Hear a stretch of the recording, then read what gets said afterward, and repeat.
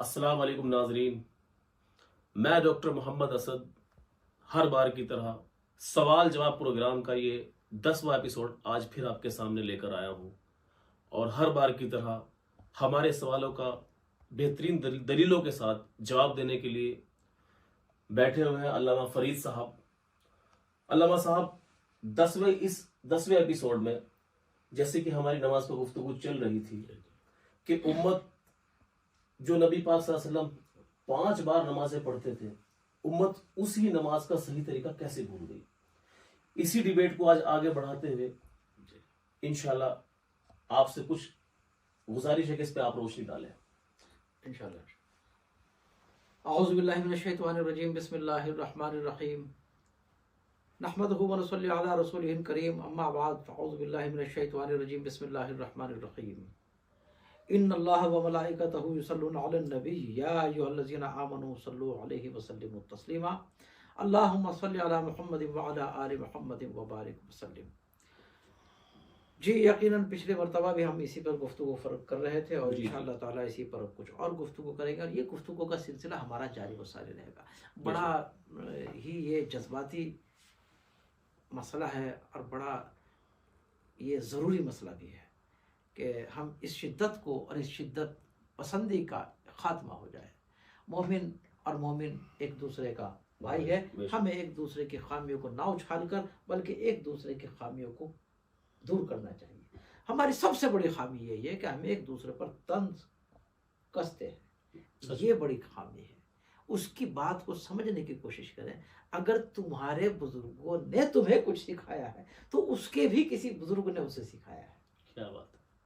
अगर तुम्हें अपने बुजुर्गों का एहतराम करने का हक है तो उसे भी अपने बुजुर्गों का एहतराम करने का हक है। क्या बात है, बिल्कुल सही है ना, बिल्कुल सही। ऐसा थोड़े चलेगा कि आपके बुजुर्ग तो बुजुर्ग हैं और वो जो सामने आपके पार्टी है उसका बुजुर्ग नहीं है। बिल्कुल, उसका बुजुर्ग भी तो बुजुर्ग है ना। उसका एहतराम भी उस पर ऐसे ही वाजिब है जैसा तुम्हारे बुजुर्ग का एहतराम तुम पर वाजिब है। क्या बात है। बल्कि ये होना चाहिए कि आप भी उनके बुजुर्गों की बातों को समझें, तुम भी, और अपने बुजुर्गों की बातों को आप उनको समझाएं। उसके बाद अगर किसी को किसी बुजुर्ग की बात अच्छी लग जाए वो उस दायरे को फॉलो कर ले। बिल्कुल, मुझे आपके बुजुर्ग ज्यादा पसंद आए अपने बुजुर्ग से तो मैं उनके पास में जाकर खड़ा हो जाऊं। बिल्कुल। क्या फर्क पड़ता है इससे? क्या इससे इस्लाम की खूबसूरती में फर्क आता है? नहीं, बल्कि खूबसूरती पैदा होती है, भाईचारा पैदा होता है, मोहब्बत पैदा होती है, शफकत पैदा होती है। रहमान की इस दुनिया में रहमानियत पैदा होती है। बेशक बेशक। अल्लाह रब्बुल इज्जत इस बात से ज्यादा खुश होगा कि इख्तलाफ होने के बावजूद मुझ में और आप में और सब में इत्तेहाद व इत्तफाक हो। अब ये इख्तलाफ की जो दूरियों को पूरा करने के लिए जो आज तक कदम उठते रहे हैं ना, उनका मिशन क्या रहा? मिशन उनका ये रहा कि तुम गलत हो मैं सही हूँ। जी बिल्कुल, ये रहा। इसमें फिर झगड़े होते हैं, ड्रामे हो जाते हैं। वो क्यों मानेगा कि मैं गलत हूँ? नहीं मानेगा इस बात को कि मैं गलत हूँ। वो तो कहेगा फिर तुम्हारी बात क्या है, फिर मैं सही हूँ तुम गलत हो। सही बात है। हकीकत यह है कि रसूल अकरम नूर मुजस्सम रहमत आलम सल्लल्लाहु तआला अलैहि वसल्लम के ज़माना मुबारक में पहले हम बात को शुरू करते हैं और शुरू करके फिर उसको पूरे सिस्टम के साथ में आखिर तक लाएंगे। आप गौर से जरा वीडियो को देखते रहिएगा। आप सल्लल्लाहु तआला अलैहि वसल्लम के ज़माने मुबारक में नमाज के तरीकों में कुछ चेंजिंग आई। कई मरतबा ऐसा हुआ कि अल्लाह के रसूल सल्लल्लाहु तआला अलैहि वसल्लम ने नमाज के अंदर कई मरतबा कई चीजों को चेंज किया। अलबत्ता कुछ एक आम रिवायत कही जाती है, हालांकि वो गलत रिवायत है, उस पर यकीन नहीं करना चाहिए, वो हंसने वाली एक रिवायत है।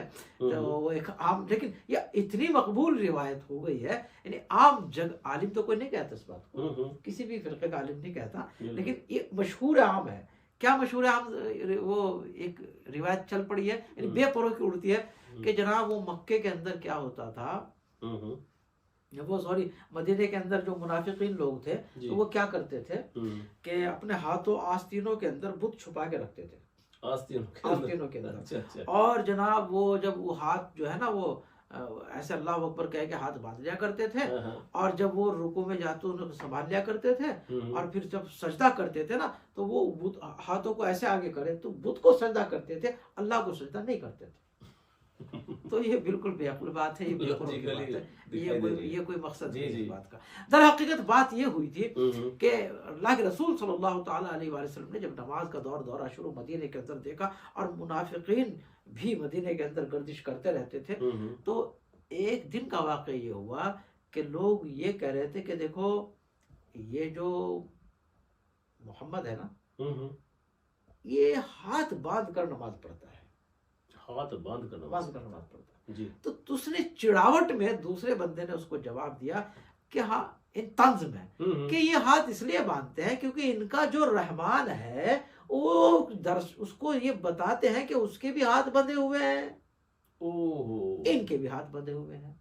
हमारे भूतों को जो ये कहता है कि इनके हाथ नहीं हिलते, हाथ नहीं चलते, ये हाथ से कुछ नहीं कर सकते, तो तुमने क्यों बुत बनकर यहाँ पर खड़े हो गए हो? तुमने हाथ बांधे तो तुम्हारे भी हाथ बंधे हुए हैं।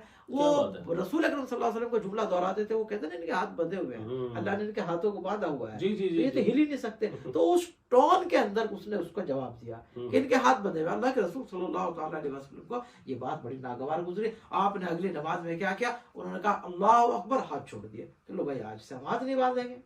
ओहो, पहले नमाज हाथ बांध करके पढ़ी, फिर उसके बाद उसके हाथ बाद छोड़ दिया। हाथ छोड़कर नमाज पढ़ दी। अच्छा। तो ये सिलसिला हुआ, और फिर रिवायतों में आता है कि फिर अल्लाह के रसूल सल्लल्लाहु ताला अलैहि वसल्लम ने फिर ताउम्र, यानी जब तक आखिरी सांस रही, जब तक आखिरी नमाज आप सल्लल्लाहु अलैहि वसल्लम ने इस दुनियावी जाहिरी जिंदगी में पढ़ी, तब तक फिर हाथ बांध कर नमाज फिर कभी ना पढ़ी, फिर हमेशा हाथ खोल कर नमाज पढ़ी। यानी उस वाक़े के बाद, उस वाक़े के बाद तो यानी अब रसूल अकरम सल्लल्लाहु ताला अलैहि वसल्लम हाथ बांधने के सिलसिले में दो अमल हो गए। जी, बिल्कुल बिल्कुल। यानी हाथ बांधने का अमल भी साबित हो गया, और हाथ छोड़ने का अमल भी साबित हो गया। यानी दोनों अमल रसूल अकरम सल्लल्लाहु ताला अलैहि वसल्लम से साबित हो गए। क्या बात। नाजरीन, ये दोनों अमल साबित हो गए। अब होता क्या है कि बाद में अल्लाह के रसूल सल्लल्लाहु ताला अलैहि वसल्लम के दुनिया से रुखसत होने के बाद में फिर ये दो अमल पर क्या गुफ्तगू हुई, और ये कैसे फिर दुनिया में गर्दिश की इन्होंने, वो इंशाल्लाह हम अगले वीडियो में आपके सामने जरूर अर्ज करेंगे। एक एक पॉइंट को हमारे गौर से सुनते रहिए, और जवान बच्चों से मेरी गुजारिश है कि इन पॉइंटों को वो अपने दिमागों की फाइलों में नोट करके रखें। और मकसद ये नहीं कि आप नफरत करें, मकसद ये है कि आप इस शिद्दत को खत्म करें कि मैं ही सही हूं। बस ये कहें कि मैं भी सही हूं तो ये भी सही है। ऐसा माहौल बन जाए ताकि हम ऐसे हो जाए कि जब अजान हो, अल्लाह अकबर मुअज्जिन पुकारे, तो हम ये ना देखें कि कौन सी मस्जिद है, किस फिरके की है। ला इलाहा इल्लल्लाह मुहम्मदुर रसूलुल्लाह पढ़ने वाला अगर कोई बंदा है, अल्लाह के लिए अगर कोई पुकार रहा है, हय्या अलस सलाह, हय्या अलस सलाह, हय्या अलल फलाह, हय्या अलल फलाह, आओ कामयाबी की तरफ, आओ नमाज की तरफ, तो बस हम उस तरफ दौड़ पड़े।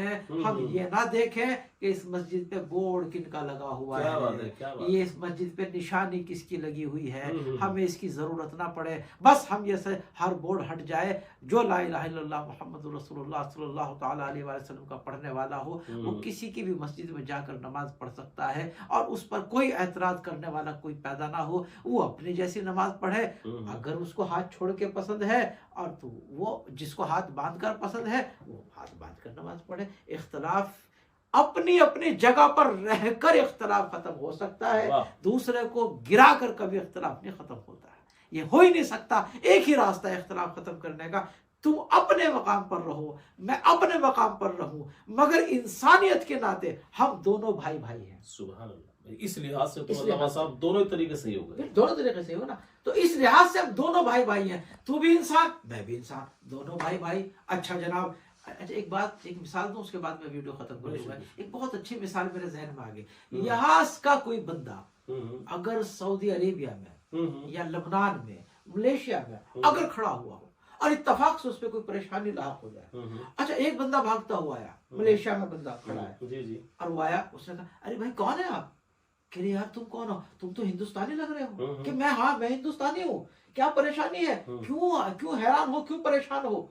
अच्छा अरे तुम हिंदुस्तानी हो। अब देखिए वो हिंदुस्तानी फकत एक जमीन में वो निशान जो हमने लगाया है, इस जमीन अल्लाह ने निशान नहीं लगाया है हिंदुस्तान का, हमने हिंदुस्तान का निशान किसने लगाया है? इंसान ने, हमने लगाया है। बेशक। ये हिंदुस्तान है, लेकिन इसका इतना बड़ा इफेक्ट है कि तू भी हिंदुस्तानी, मैं भी हिंदुस्तानी। मलेशिया को, एक मलेशिया के मुल्क के अंदर एक अनजान इंसान अगर इंडियन को इंडियन मिलता है तो जनाब वो उसे पूछता है खाना खाया है कि नहीं खाया है, तेरे पास रहने के लिए जगह है कि नहीं है। अगर उसके पास रहने को जगह नहीं होती तो जगह देता है, अगर उसके पास खाने को रोटी नहीं होती तो खाना खिलाता है। किस वजह से? ये भी इंडियन है, मैं भी इंडियन हूँ। क्या बात है, क्या मोहब्बत है। इसी तरह से अब आप हिंदुस्तान में आ जाए, इसको और छोटा कर लें। हिंदुस्तान में आने के बाद आप कहें आप चले जाएं कहाँ जनाब, आप केरल चले जाएं, और आप कहाँ के हैं? यूपी के। तो केरल के अंदर अगर तुम्हें कोई यूपी का बंदा टकरा जाएगा, आप उसकी लैंग्वेज से समझ जाएंगे, अरे भाई बंदा यूपी का है। भाई क्या बात है, कैसे हो? अजी मैं कहाँ के रहने वाले हो? अजी मैं तो वहां से लखनऊ का रहने वाला हूँ। आप कहाँ? अजी मैं बहराइच का रहने वाला हूँ। अरे अरे माशाल्लाह आप भी यूपी के हैं, मैं भी यूपी का हूँ। अच्छा चलो कोई परेशानी तो नहीं भाई? अगर उसकी ऐसा दोस्त बन जाता है वो उसका यूपी के होने के बावजूद। अच्छा अब थोड़ा सा और नजदीक आ जाइए, अब आप शहरों में अपने शहर के अंदर देखिए क्या क्या कहते हैं। भाई आप कहाँ के हैं? कि जी मैं मेरठ का हूँ। और भाई वो हम खड़े हैं कहाँ से? तो हम खड़े हैं लखनऊ के अंदर। कि जी भाई मैं भी मेरठ का हूँ। तो वो दोनों मेरठ के एक दूसरे के दोस्त बन जाते हैं, बातें क्या करते हैं। और जनाब मेरठ के अंदर की अगर बात करें तो कहते हैं मैं फला मोहल्ले का हूँ। कि जी मैं भी फला मोहल्ले का। मोहल्ले की दोस्ती, शहर की दोस्ती, स्टेट की दोस्ती, मुल्क की दोस्ती। जनाब इतनी दोस्तियां रखने के बाद क्या मुझे ये शर्म नहीं आनी चाहिए कि हम भी अल्लाह को मानते हैं, तुम भी अल्लाह को मानते हो, आओ चलो भाई है, मैं भी मोहम्मद को आखिरी नबी मानता हूँ, तुम भी मोहम्मद को आखिरी नबी मानता हो, चलो भाई तुम भी अल्लाह के रसूल सल्लल्लाहु ताला अलैहि वसल्लम को आखिरी नबी मानते हो और उसके लाए हुए कुरान को अल्लाह की किताब मानते हो, मैं भी अल्लाह की किताब मानता हूँ, चलो हम दोनों भाई, तू भी उम्मती मैं भी उम्मती। तो ये कम है क्या? ला इलाहा इल्लल्लाह मुहम्मद रसूलुल्लाह, इससे बड़ा भाईचारा और कहाँ मिल सकता है? तो जनाब वो अपने तरीके पर रहे, मैं अपने तरीके पर रहूं, मोहब्बत कायम हम कर सकते हैं। ये कोई भी भारी काम नहीं है। इंशाल्लाह नमाज के बारे में जो अगले पॉइंट है ना वो आपके सामने क्लियर जरूर करते रहेंगे कि आगे क्या हुआ और फिर कैसे नमाजों में इख्तिलाफ पैदा हुआ। ये सिलसिला हमारा जारी है, वो सारी है। आप मोहब्बत के साथ में चैनल को सब्सक्राइब करते रहिए और वीडियो को लास्ट तक देखते रहिए। अल्हम्दुलिल्लाह। अस्सलामु अलैकुम रहमतुल्लाहि व बरकातुहू।